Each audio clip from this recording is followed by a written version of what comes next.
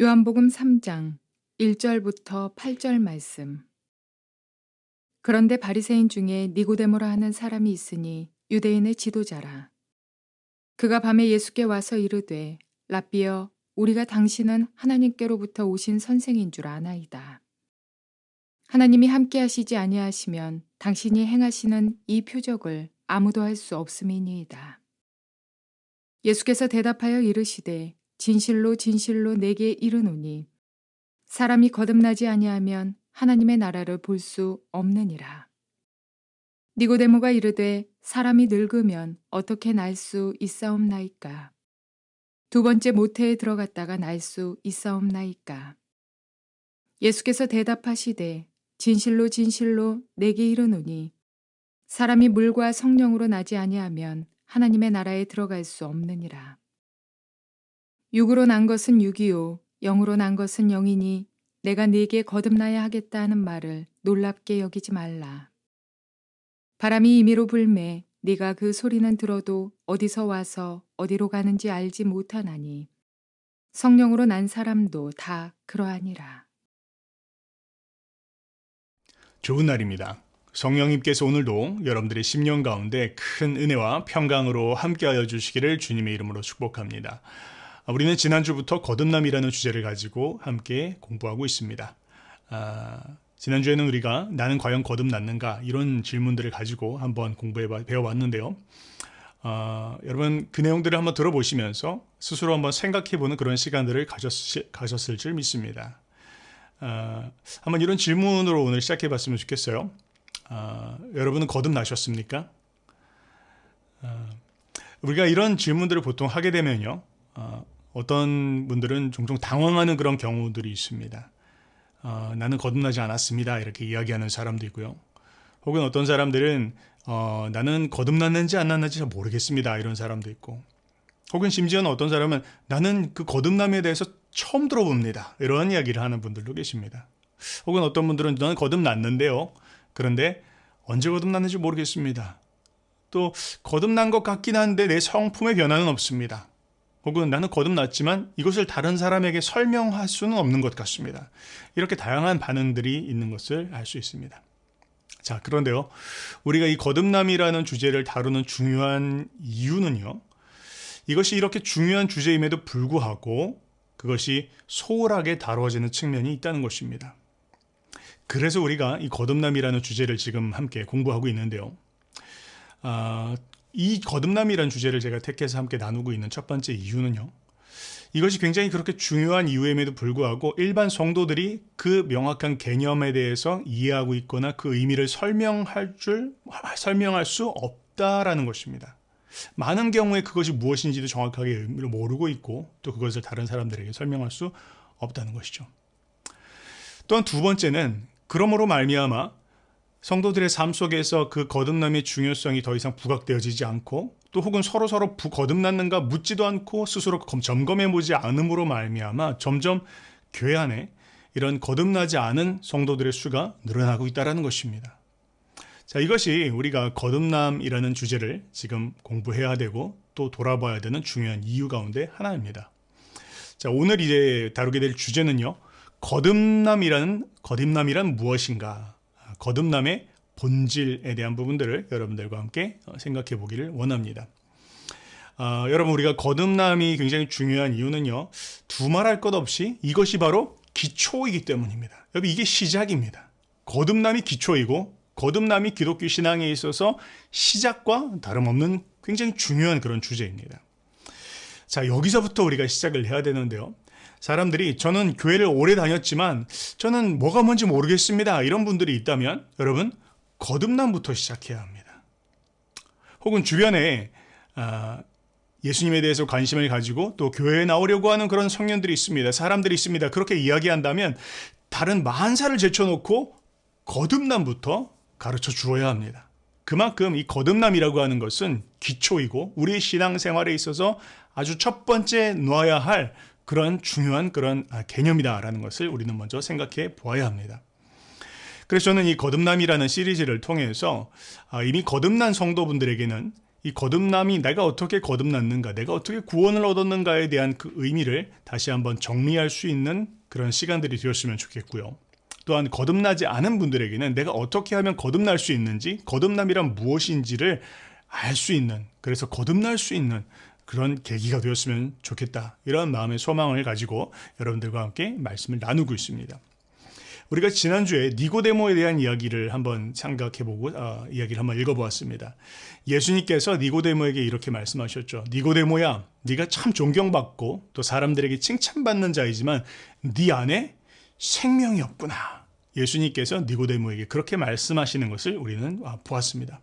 자, 그런데요, 니고데모는 다른 사람들처럼 영적으로 무지했던 면들이 있었던 것 같습니다. 당연히 그랬겠죠. 거듭나지 않은, 하나님께서 그에게 거듭남의 생명을 주지 않은 그런 상태였습니다. 그는 그 의미가 무엇인지 몰랐습니다. 그런데 그에게 은혜가 있었던 것은 그는 보통 다른 사람처럼 그런 예수님의 지적에 대해서, 책망에 대해서 불쾌해하고 마음을 닫는 것이 아니라 진실되게 솔직하게 묻고 나왔다라는 점이 굉장히 훌륭한 점인 것 같습니다. 니고데모가 예수님께서 그렇게 말씀하셨을 때 니고데모는 솔직하게 물어봤습니다. 예수님, 거듭남이라는 것이 도대체 무엇입니까? 어떻게 하면 사람이 거듭날 수 있겠습니까? 라고 어린아이처럼 물어봤다라는 것입니다. 자, 여러분, 오늘 우리가 던져야 되는 질문입니다. 오늘 우리가 해야 될, 주님 앞에 구해야 되는, 나가야 되는 우리의 마음의 태도입니다. 주님, 거듭남이란 것이 무엇입니까? 아니, 어떻게 거듭날 수 있겠습니까? 라는 그런 질문을 우리가 주님 앞에 해야 될 것입니다. 자, 오늘 본론으로 들어가서요. 먼저 우리가 거듭남이 무엇인지 그 단어적인 정의를 한번 생각해 보기를 원합니다. 여러분이 거듭남이라고 하는 것은 영어로 born again이라고 이야기를 하고 혹은 new birth 그렇게 이야기하기도 합니다. 혹은 한자로 중생이라고 표현하기도 합니다. 이거 다 같은 말입니다. 자, 거듭남 그렇게 이야기할 때 거듭이라는 것은 반복되어지다 혹은 다시 혹은 두 번 뭐 이런 표현들이 있죠. 뭐 남이라는 것은 태어났다라는 것을 이야기하는 것이죠. 그래서 이 거듭남은 말 그대로 다시 태어남에 대한 것을 이야기하는 단어입니다.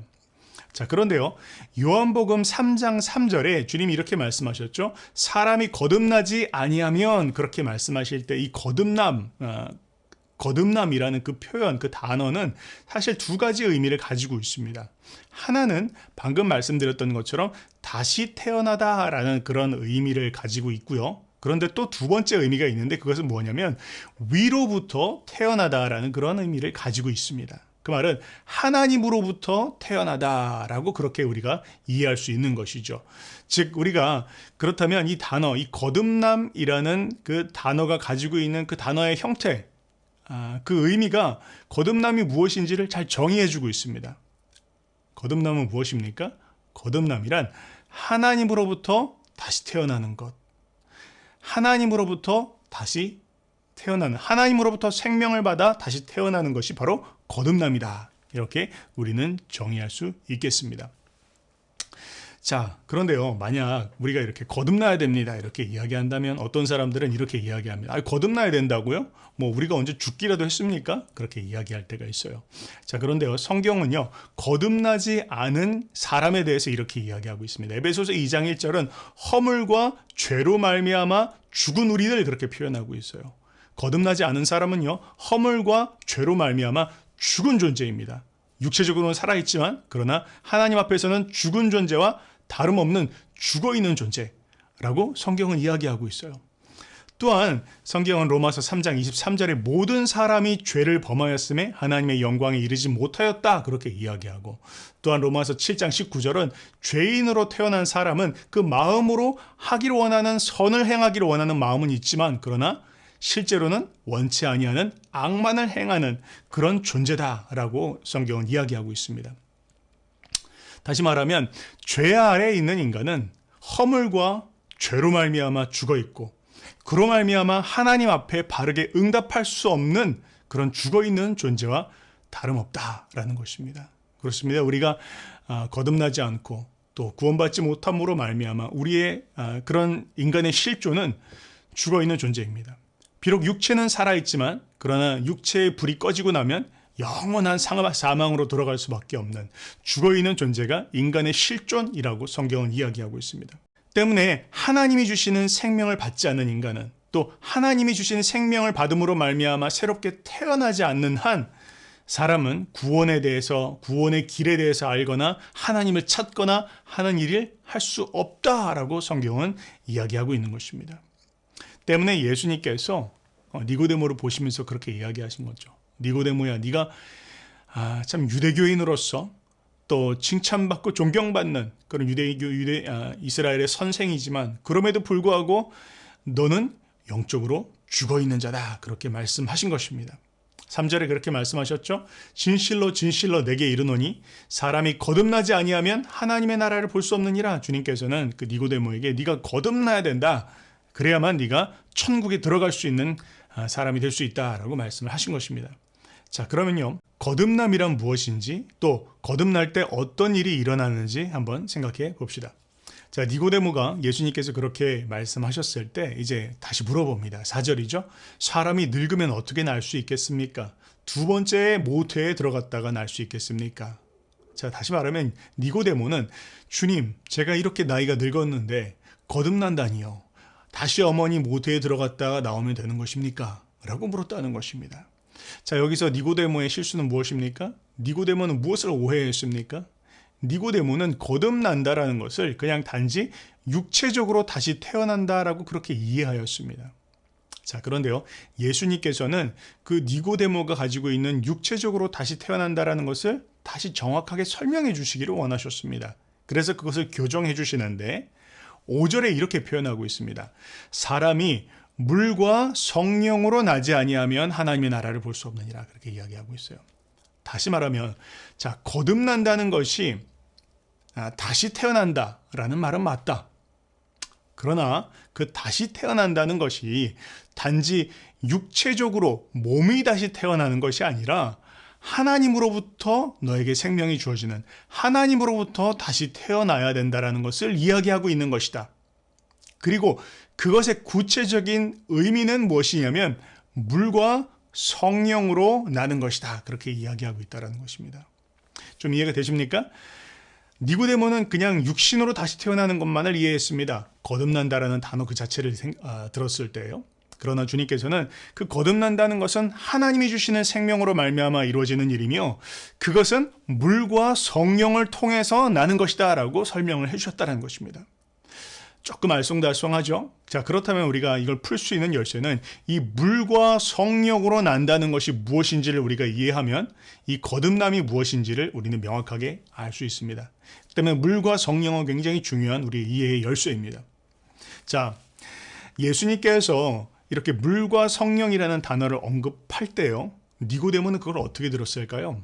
저는 니고데모는 바리새인으로서 율법에 정통한 자라 그렇게 이야기하고 있습니다. 다시 말하면 구약을 달달 외우고 있는 입장에서 니고데모는 예수님께서 물과 성령이라는 단어를 꺼내자마자 에스겔서 36장 25절부터 28절 말씀을 바로 떠올렸을 것입니다. 이 36장 말씀은 37장의 마른 뼈, 우리가 잘 알고 있는 마른 뼈에 하나님께서 생기를 불어넣으심으로 말미암아 마른 뼈가 살아나는 이 역사 바로 앞에 그 의미가 무엇인지를 이야기해주고 있는 내용이에요. 자, 이렇게 하나님께서, 예수님께서 물과 성령이라는 걸 말씀하셨을 때 니고데모는 그 에스겔서 36장을 즉각적으로 떠올렸을 것입니다. 분명합니다. 자, 그런데요, 그러면 한번 36장 니고데모가 떠올렸던 그 36장의 말씀, 예수님께서 니고데모로 하여금 바로 그것이 거듭남의 의미였다라고 하는 그 36장의 내용을 우리가 알면 거듭남이 무엇인지에 대한 그림을 우리는 그릴 수 있는 것입니다. 자, 36장을 제가 한번 읽어보도록 하겠습니다. 25절 말씀인데요. 맑은 물을 너희에게 뿌려서 너희로 정결하게 하되 곧 너희 모든 더러운 것에서와 모든 우상 숭배에서 너희를 정결하게 할 것이며 또 새 영을 너희 속에 두고 새 마음을 너희에게 주되 너희 육신에서 굳은 마음을 제거하고 부드러운 마음을 줄 것이며 또 내 영을 너희 속에 두어 너희로 내 율례를 행하게 하리니 너희가 내 규례를 지켜 행할지라. 내가 너희 조상들에게 준 땅에서 너희가 거주하면서 내 백성이 되고 나는 너의 하나님이 되리라 라고 이야기하고 있습니다. 자, 우리가 이 말씀을 이해하려면 약간의 배경을 이해할 필요가 있겠죠. 이스라엘 백성들이 자신들의 죄로 말미암아 바벨론으로 포로로 끌려갑니다. 그러나 하나님께서 후일에 그들에게 이런 일을 행하실 것이다. 하나님께서 이런 일을 행하실 것이다 라고 말씀하시는데, 그것이 뭐냐면 하나님께서 그들로 하여금 자기 백성 되게 하실 것이고, 또 하나님께서 그들의 하나님 되게 하시기 위하여 본질적인 변화, 내면적인 변화를 그들 가운데 행하실 것이다 라는 것을 약속하고 있는 것이에요. 단지 그들이 애쓰고 노력하고 그래서 매일 넘어지고 죄 가운데 살아가는 것을 반복하는 것이 아니라 하나님께서 그들을 본질적으로 내면적으로 변화시키실 것이다. 후일에 그런 일들을 행하실 것이다 라는 것을 에스겔 선지자를 통해서 약속하고 있는 말씀입니다. 구약에 대해서 정통하고 있는 바리새인들은 이 내용이 무엇인지를 아마 잘 알고 있었을 것입니다. 자, 그런데요, 이 말씀은 두 가지의 큰 측면을 이야기하고 있어요. 그렇다면 주님이 하실 두 가지 큰 사역이 있는데, 하나는 바로 정화입니다. 정결한 물로 마치 사람을 더러움에서 씻어내는 것처럼 주님께서는 그들의 죄로 말미암아 더러워진 그들을 깨끗하게 씻으시는 정화의 사역들을 행하실 것이다 라는 것을 첫 번째 이 본문이 이야기하고 있습니다. 또한 두 번째 이야기하고 있는 것은 내적인 회복을 주실 것이다, 그렇게 이야기하고 있습니다. 다시 말하면 성령을 그들 가운데 주심으로 말미암아 그들 가운데 새 영을 주시고 또 새 마음을 주실 것이다. 그래서 또한 성령님께서 그들의 돌과 같은 마음을 살과 같이 부드러운 마음을 주실 것이며, 뿐만 아니라 성령님께서 그들의 심령 가운데 아예 거하시고 내주하심으로 말미암아 그들이 이제는 하나님의 뜻을 행하고자 하는, 마음으로 행하고자 하는, 그래서 하나님의 뜻을 이루어드리는 그런 삶을 살게 되어질 것이다 라는 것을 약속하셨다는 것입니다. 자, 이것이 바로 구약에서 이야기하고 있는 거듭남의 개념입니다. 그러니까 예수님께서 지금 거듭남을 말씀하셨을 때 그건 어떤 새로운 개념을 말씀하신 게 아니에요. 이미 구약에서 약속되어져 있는 그것을 이야기하고 있는 것이었습니다. 자, 그 이야기를 니고데모가 들었을 때 니고데모는 아마 여러 가지 생각을 하였을 것입니다. 이제까지 나는 사람이 하나님의 나라에 들어가기를 원한다면 하나님의 계명에 순종해야 된다라고 그렇게 가르쳤고, 또 하나님께 헌신해야 된다라고 가르쳤고, 또 하나님께 순복하지 않으면 안 된다라고 가르쳤지만, 그러나 예수님이 지금 나에게 말씀하시는 것은 생명이 없으면, 하나님이 주시는 생명이 없으면, 하나님으로부터 시작된 생명이 사람 안에 부어지지 않는다면 하나님의 나라에 들어갈 수 없구나 라는 것을 이야기했다라는 것입니다. 전혀 들어보지 못한, 그리고 전혀 생각해보지 못한, 그러나 예수님께서는 그 구약의 말씀을 열어주시면서 그 의미가 무엇이냐? 하나님으로부터 오는 생명을 받아야 된다. 네가 인간적인 육신의 힘과 종교적인 노력과 어떤 헌신으로 되어지는 것이 아니라, 그렇게 하나님 나라에 들어갈 수 있는 것이 아니라, 마치 우리의 공덕과 우리의 의를 통해서 그것을 쌓음으로 말미암아 구원을 얻는 것이 아니라, 하나님이 너희에게 주시는 그 생명을 얻음으로 말미암아 오직 그렇게 하나님이 주시는 생명으로 생명을 얻은 자만이 구원을 얻을 수 있다라고 주님은 말씀하셨다는 것입니다. 사랑하는 여러분, 우리가 거듭나게 될 때 우리는 허물과 죄로 말미암아 죽은 자입니다. 마치 에스겔 걸작기에 정말 마른 뼈처럼 말 그대로 우리는 죽은 자였습니다. 하나님에 대해서 어떤 것도 반응하지 못하고, 하나님의 선한 뜻을 이루어드리고자 싶어하지 아니하고, 하나님을 대적하며 하나님을 기뻐하시기는커녕 하나님의 원수된 자로서 우리는 살아가던 자들입니다. 자, 그런데요, 하나님께서 우리 가운데 이렇게 하나님의 생명을 불어넣어 주셨을 때, 우리에게 거듭남이라는 것을 주셨을 때 우리는 어떤 역사가 일어납니까? 첫 번째는 하나님께서 우리의 죄를 씻어주시는 역사를 행하시는 것입니다. 예수 그리스도의 보혈을 통하여 주님은 우리의 죄를 말끔하게 씻으시고 우리를 정결한 자로 주님은 만들어내십니다. 또한 하나님은 어떤 일을 행하십니까?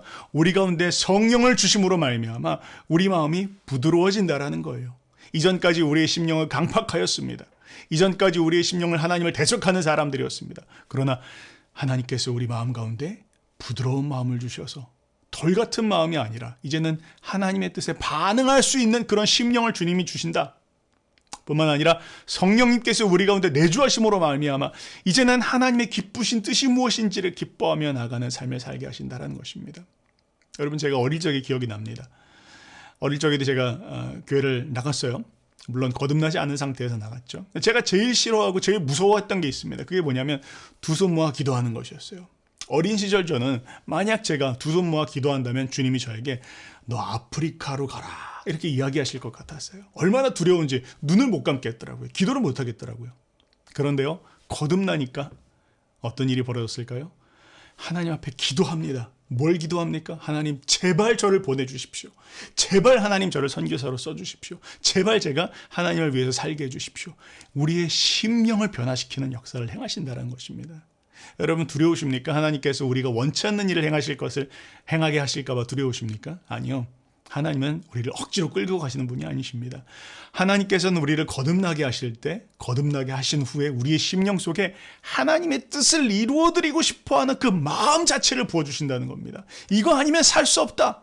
하나님을 향한 소원하는 마음을 우리 마음 가운데 불과 같이 주셔서 주님의 뜻을 이루어드리는 것이 그렇게 기쁘고 감사하는 그런 삶을 하나님은 살게 하신다는 것입니다.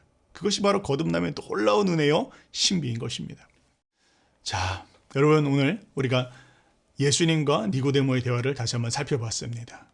예수님께서는 니고데모에게 거듭남이 무엇인지 그 거듭남의 정의에 대해서 다시 한번 설명해 주셨습니다. 이미 구약에 기록되어져 있는 것이었지만 그러나 이스라엘의 선생으로서 네가 이런 것을 알지 못하느냐, 주님도 놀랄 만큼 그들의 눈은 닫혀 있었습니다. 니고데모는 그것을 깨닫지 못하고 있었습니다. 그러나 예수님께서 그 의미를 열어주셨습니다. 거듭남이란 무엇인지에 대한 부분들을 알게 해주셨습니다. 여러분 우리가 거듭나면 이런 놀라운 일이 벌어집니다. 거듭나면 주님은 우리의 죄를 사해 주십니다. 또한 거듭나면 주님은 우리의 심령 가운데 부드러운 마음을 주셔서 하나님의 뜻을 이루어드리고 싶어하는 그런 마음의 열정, 소망함을 일으켜 주셔서 결국 하나님의 뜻을 따라 사는 삶을 살게 하시고 우리를 하나님의 나라로 인도해 주신다는 것을 오늘 성경은 이야기하고 있습니다. 여러분 그렇게 거듭남으로 말미암아 승리하시는 여러분들 되시기를 주님의 이름으로 축복합니다.